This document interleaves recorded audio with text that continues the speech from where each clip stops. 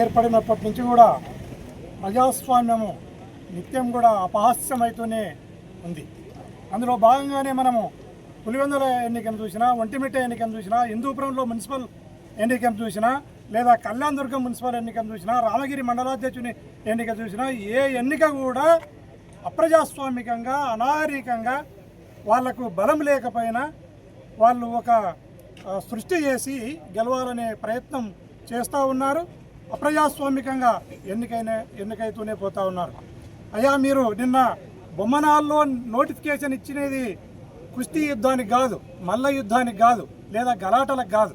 మీరు కుస్తీ యుద్ధానికో మల్ల యుద్ధానికో ఈ ప్రభుత్వం నోటిఫికేషన్ ఇచ్చేటట్లయితే మేము కూడా రెడీ అయి ఉంటామని ప్రభుత్వానికి కూడా హెచ్చరిస్తున్నాం, తెలియజేస్తున్నాం కూడా. నిన్న మీరు నోటిఫికేషన్ ఇచ్చినది మండలాధ్యక్షుని ఎన్నిక కోసం మీరు ఒక నోటిఫికేషన్ ఇస్తే, ఆ నోటిఫికేషన్లో ఆ ఎలక్షన్ ప్రొసీజర్లో భాగంగా మెట్టు గోవింద్ రెడ్డి గారు ఒక విప్పును అక్కడికి పిలుచుకొని పోయి ఆ ప్రొసీజర్ ఏది ఉందో ఆ ప్రొసీజర్ని కంప్లీట్ చేసి వెనక్కి వచ్చే క్రమంలో అక్కడ కావాల్సిగా అదే పనిగా పోలీసులను కూడా లేకుండా చేసి, పోలీసులు అక్కడి నుంచి డిజపియర్ అయ్యి అక్కడ మా శ్రేణుల పైన భౌతిక దాడులకు తెగబడడం జరిగింది. విచక్షణ రహితంగా కొట్టడం జరిగింది, తిట్టడం జరిగింది.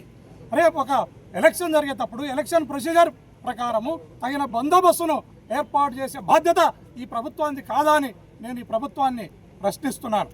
దయచేసి మీరు ఒకసారి గమనిస్తే అక్కడ కురువ పరమేశ్వరుడు, బసవరాజు, అదేవిధంగా ఫోటో బసవ, వీళ్ళందరూ కూడా, వీళ్ళ ముగ్గురును కూడా విచక్షణారహితంగా తిట్టడం, డాక్టర్ బసప్ప, వీళ్ళందరినీ కూడా ఒకటి తిమ్మరాజు అనేటోడు, తర్వాత గిడ్డ రవి, గిడ్డ మల్లి, వీళ్ళందరూ కూడా విచక్షణారహితంగా దాడులు చేస్తున్నారు, దౌర్జన్యాలు చేస్తున్నారు.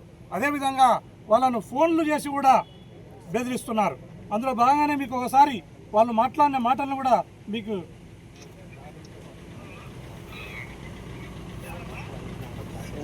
ఎలా జరుపుకుంటారో రాండి రేపు అని వాళ్ళు ఒక ఛాలెంజ్ని విసరుతూ ఉన్నారు.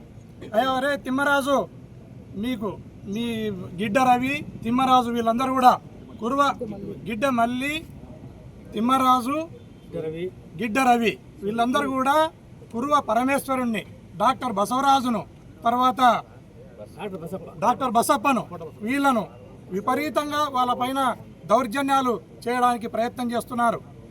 కురువళ్ళు మెత్తనోళ్ళులే, వాళ్ళని ఎట్లా మాట్లాడినా పడిపోతారనే భావన మీకున్నట్లుంది.